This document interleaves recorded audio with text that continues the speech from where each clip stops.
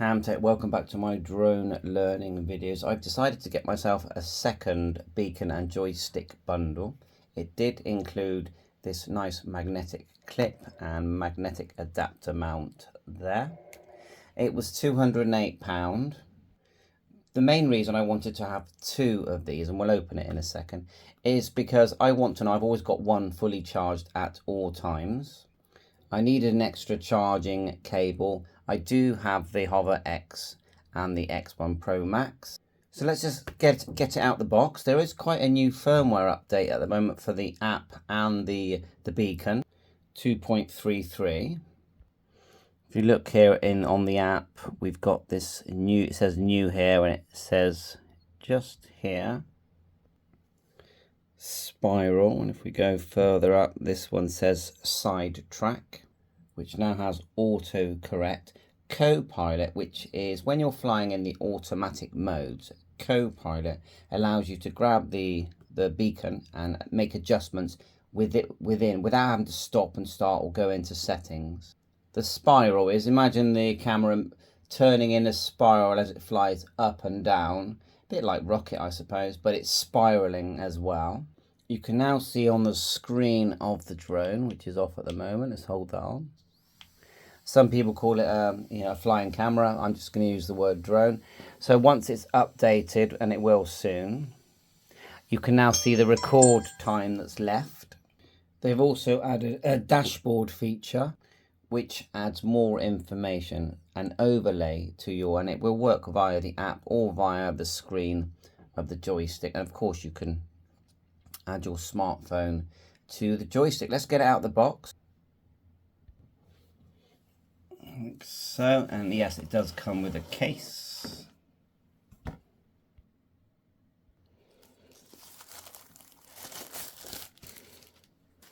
Leather style case, whether it is leather, I'm not sure about that.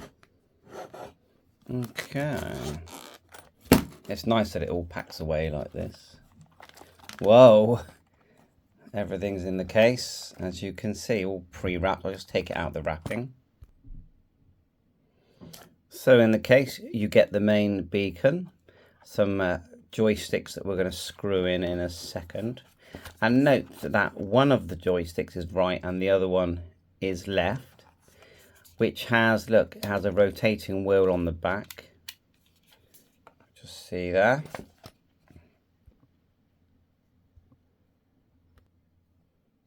And the right one has a button, and that you hold down the button to do the whole motion flying thing. So we're going to put the joystick on. It looks like we've got some charge in there. So we'll need to use the app just to get it to the latest firmware update. So download the app from the Play Store if you're on Android, or the App Store on iPhone.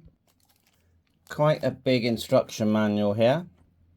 And there's your charging connector that just charges the beacon. Just clips on the bottom. It only goes on one way.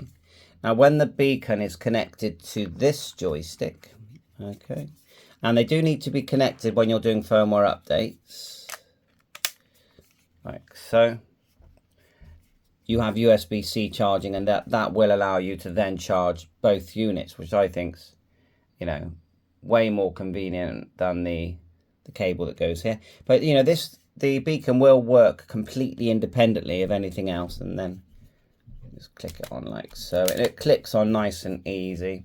And even when you want to turn it, obviously now we can pull it out if we want to. So clumsy.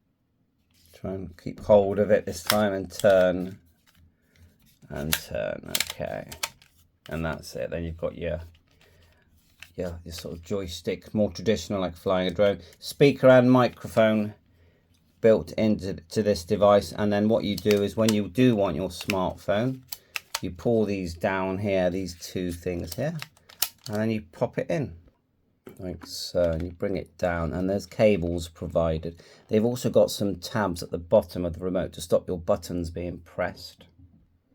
I'll just turn it on, and in the box you've got the cables that you would need for iPhone or Android. They also provide this for cleaning lenses and yeah, setup. So make sure you've got your app ready. I couldn't actually find a brightness when I was looking, so I'm having to dim this down to record. But let's put in a couple of these joysticks. And oh, it looks like they just push in. You choose the ones that suit your, you know, how you like to feel when you're moving the toggles. It's asking me to go next, but I've also got tap to activate. So let's do that as well. It wants me to connect the drone here. Just connected that. Here are some of the new features. New mode spiral is online. Copilot is supported in all modes. Experience Copilot in live preview after takeoff. Added auto correction option in sidetrack when enabled. Hover will orbit to keep up with turns. Added 10-meter radius option in orbit. Added an on-screen storage capacity display. Other bugs and fixes. So we're just going to go update and let it do its thing.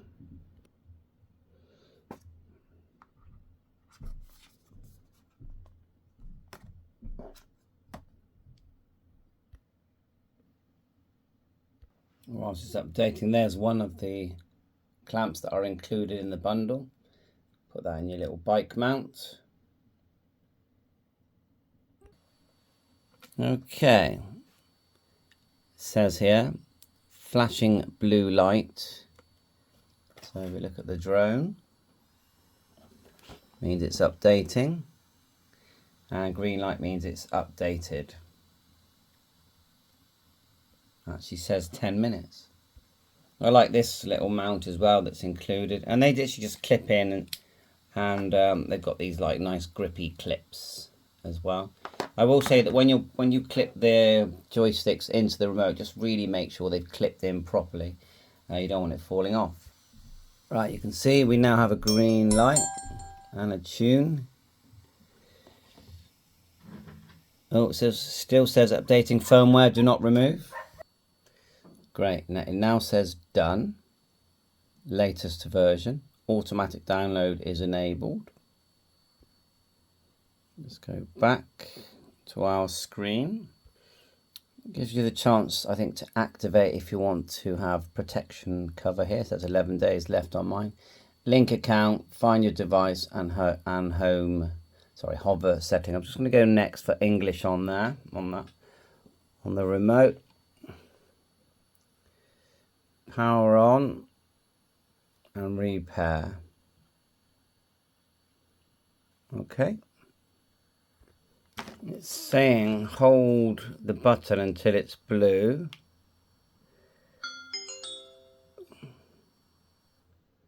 Let's try that again. Hold until blue. It says one scanned. Can I do that? There it is there. So I didn't hold till blue. Maybe it was the outer ring that you hold until blue. Good to see connecting there. Manual control. There you go. It knows what configuration I'm in. I don't want the tutorial or update available. So that will be these new features. I've dimmed it there. It'd be nice if someone knows, please message me how to do the screen brightness. Lots of information on here, as you can see. I can see microphone, and looks like charging time. Link, there's like a link connection there. I know you've got the Omni terrain, but I'm going to do the update and try and dim the camera so you can actually see what it's doing.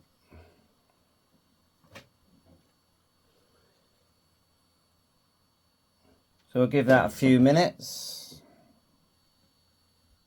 And it's so good that they've included the X1 in using it is limited, the functions are limited, but the Hover X1 now does include, or the beacon can be used with both of these flying cameras. Okay, we're now updated. do the scan, connect. Now I did look up the screen brightness and it says that there isn't a screen brightness function. I asked ChatGPT. So just here in my room for now. If we want to start it, we just hold the two joysticks inwards and it starts, and then we can obviously start flying. Like so. Low power. Not recommended when you're in such a small room. You've got the power on button at the top. You've got your directional arrows here and you can press and hold that and it will return home. Let's plug in the joystick, just plug in the USB-C into the joystick just here and add my phone on a minute. Well, I've noticed that update is showing. So have a quick look. Yeah, saying 1.040, we'll do that now. All updated, and it will prompt you when there is an update. And you'll see there now we've got the phone connected. It could be an iPhone, and we're now controlling here or using the joystick, so you've got full remote control. But if we want, we can unplug the phone like so, like that, and just squeeze the clips, take that off, and we can go like so. And we now have this motion controller. It says scanned and it found it. Reconnect. Connecting. And now I'm controlling it like this, and I can press and hold the back. When I press and hold, it will move forward and back, and you've still got controls here. So yeah, very cool. And to start the propellers in this mode, you just hold the joystick upwards and it will start the propellers. When using the beacon, you do get a much further range and height. And you've got your flight. When you swipe up like so, you've got your flight mode, flight speed, flight sensitivity, gimbal pitch, control direction, and then you've got some shoot settings here. So at the moment it's set to 1x zoom. We can select vertical shooting if we want. We're in video mode, 30 frames per second. So sorry about the brightness. And the color pro. Swipe down to return. You can also swipe from the right to the left. EV, ISO, and more settings there, look. Of course, you can use the app to do, I would say, nearly all of this. You've got a record, start, stop feature there, it's button there. So one of the updates, when you're in the menu, okay, look for dashboard. Just swipe down and it says dashboard there. And just turn that on. You're going to get, it says here, the dashboard view with the dashboard toggle enabled. Return to the preview screen after starting recording. Swipe left to enter the dashboard view and preview real-time shooting data. Okay, we've just enabled that. Just swipe from the left to go back, and then the other new item. I noticed that I can still update. Look at this, 2.4.10. You swipe down and go to update, and then you scan the QR code using your phone app. Okay, now I'm just going to disconnect everything. Just use the beacon like so. And there you go, just the beacon. We've got our little magnetic mount here as well. And once it takes off, you know, if you select the auto mode, you can still control it. Swipe from the left, and you will see just this little green thing here. Tap, and as you scroll through, indoor follow. There's the new spiral. 360 spin, spiral. That's the new one. Hover, follow, So all these auto modes. Sidetrack, zoom out, cycling mode. So you have all your modes. You swipe up and go to flight. You can turn on the co-pilot right at the top. So that means that when you're in auto mode, you can still adjust what's going on. This is the other thing. Now, when you look here, it says we've got 1 hour 48 minutes left of recording time. That's a new feature.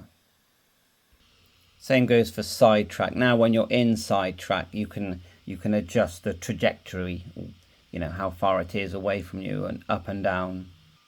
Orbit, it says here, now the ability to have it 10 meters away from you.